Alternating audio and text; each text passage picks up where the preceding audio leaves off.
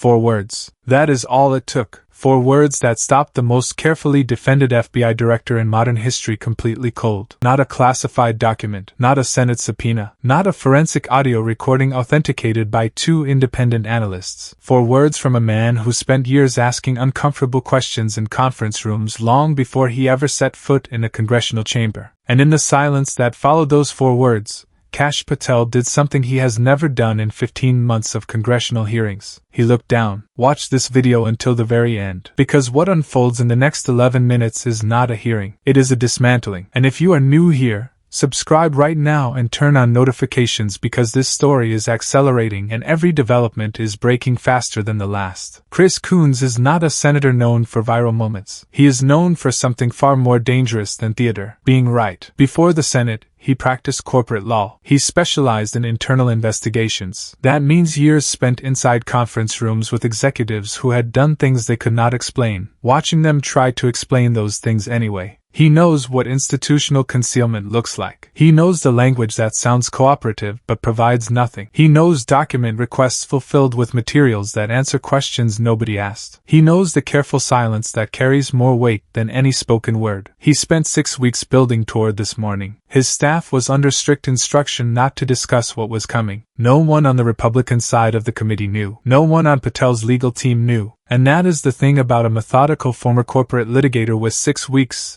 and the right documents. You cannot prepare for what you cannot see coming. The hearing room was Senate Judiciary Room 226. 10:13 in the morning, 2.5 hours in. Patel had already navigated 9 senators. His senior attorney had not passed a note in 41 minutes. Patel looked comfortable. He had the posture of a man who had decided he could survive this the way he had survived every other one. His right hand rested loosely on the table. He had checked his watch once, not twice. Everyone who has watched every Patel hearing since January knew what that meant. He was comfortable. Then Coons took the microphone. He set 3 folders on the table. Blue on the left, green in the center, red on the right. He did not open any of them. He placed his hands flat on the surface and looked at Patel for 5 full seconds without speaking. That silence was not accidental. It was architecture. Every political professional in that chamber understood what was coming before a single word was spoken. Director Patel, he began, his voice carrying the unhurried weight of someone who does not need to perform urgency because the documents perform it for him. I want to talk about 23 investigations. Specifically, what happened to them. Patel's response came smoothly. Senator, the FBI regularly reviews its investigative portfolio to ensure resources are allocated where they are most operationally effective. Any changes to case status are made through rigorous internal review processes designed to. Coons raised one hand. Just the hand. Palm out. Patel stopped mid-sentence. Director, he opened the blue folder. I did not ask about the process. I asked about these 23 investigations.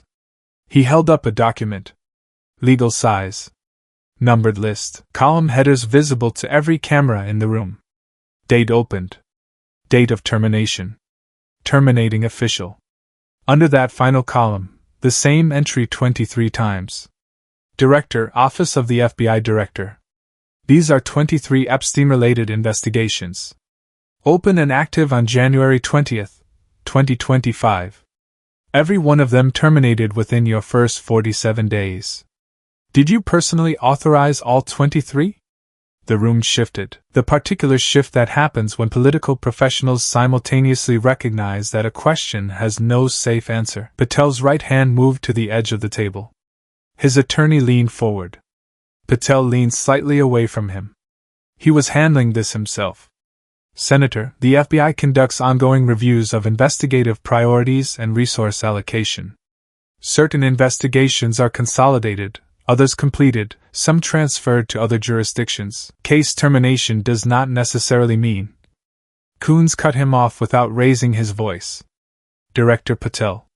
He opened the green folder. I need you to stop using the word consolidated.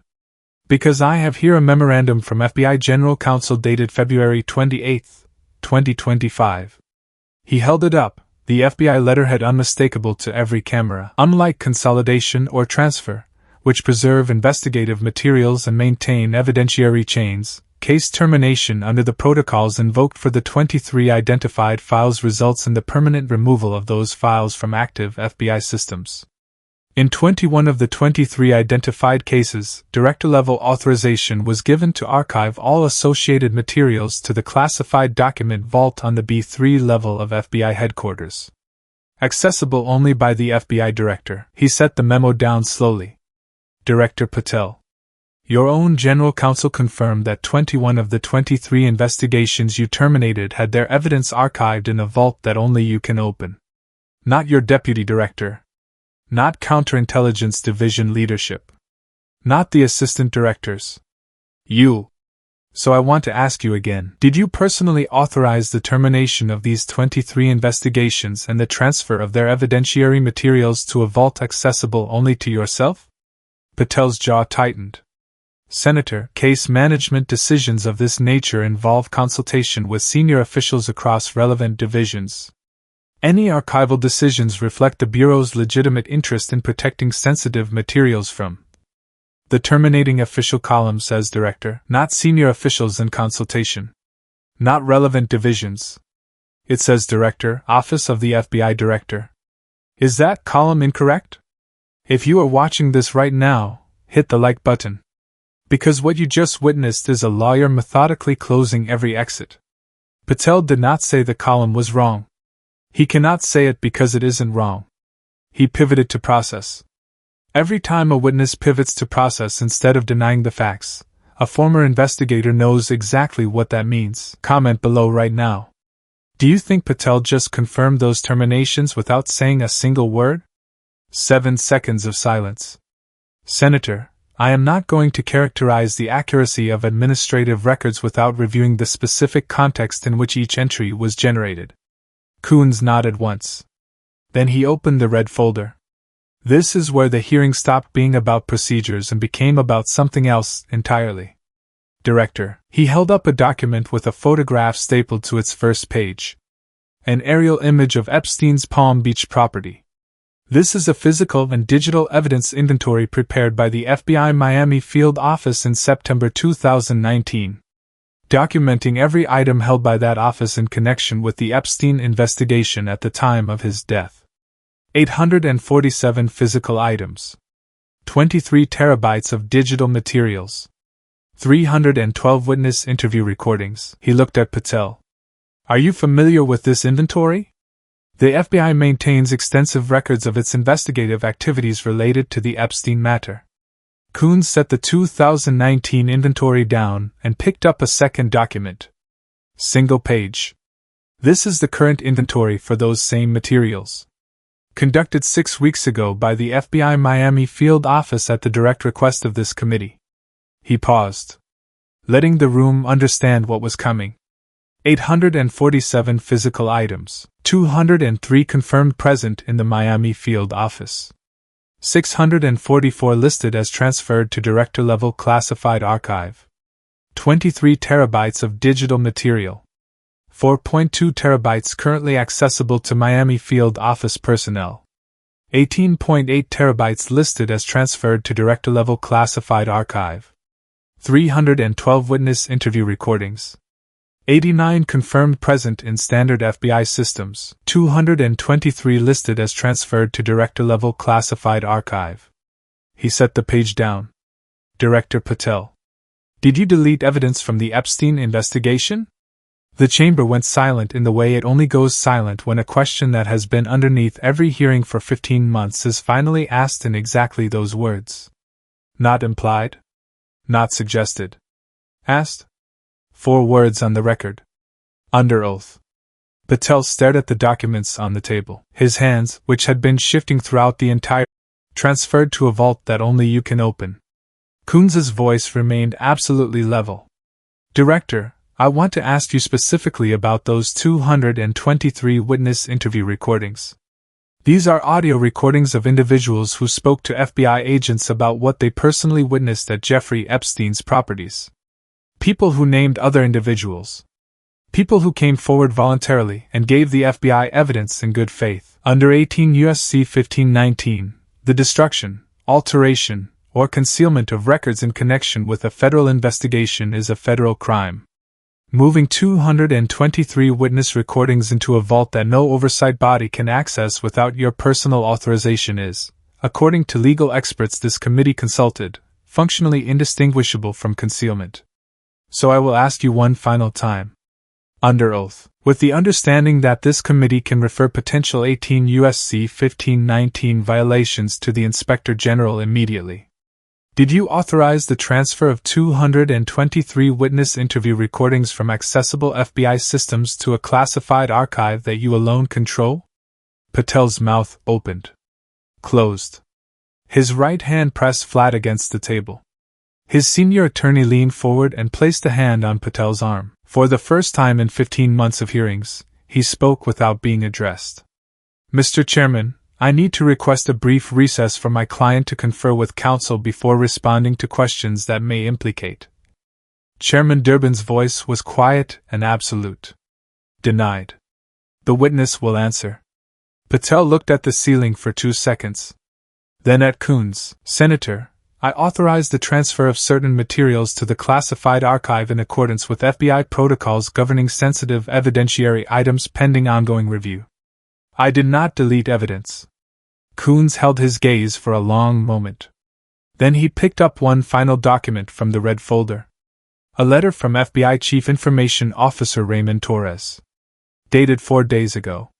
Responding to this committee's formal chain of custody verification request. He read it aloud. The FBI director-level classified archive operates on a standalone system not integrated with standard FBI records infrastructure.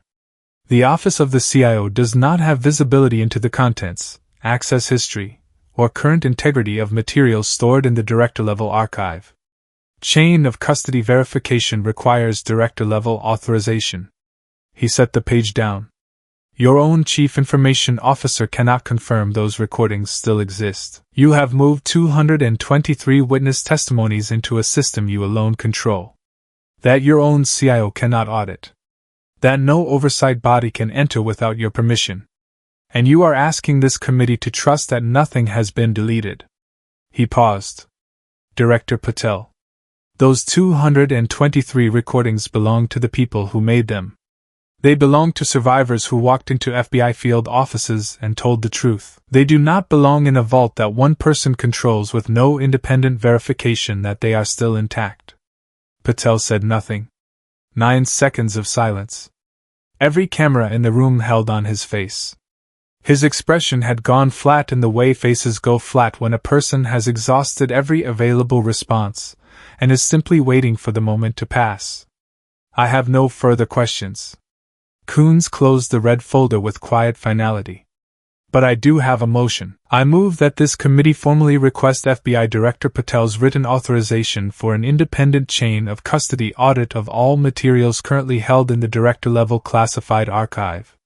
To be conducted by the Department of Justice Inspector General within 30 days. And that his refusal to provide such authorization be entered into the congressional record as evidence of obstruction of congressional oversight. The gavel came down. The hearing continued for another hour. No one was listening. Within 18 minutes the clip was moving across every platform. Coons was trending in 33 countries. Legal analysts on 3 networks used identical language. The factual predicate for an 18 U.S.C. 1519 referral has been established on the record. Former prosecutors were unanimous. You do not move 223 witness recordings into a vault no one can audit, and then claim nothing was deleted. Those two positions cannot coexist. By evening, the FBI General Counsel Memorandum, the inventory comparison, and the CIO letter had been independently published by 4 news organizations. The numbers held every time. 644 physical evidence items pulled from field office access. 18.8 terabytes moved beyond standard FBI visibility. 223 witness voices in a black box only the director can open. Chris Coons walked into room 226 this morning without a viral history. He walked out with 4 words at the center of the most consequential exchange this entire investigation has produced. Did you delete evidence? Patel could not say no. His own CIO confirmed why. And 223 people who told the truth to the FBI are sitting in a vault that one man controls with no independent confirmation their words still exist. The motion to compel an audit is in the record. The 30-day clock is running. Subscribe right now because this committee does not stop at motions. Share this video. 3 folders. 4 words. And a vault nobody can see inside except the man who filled it.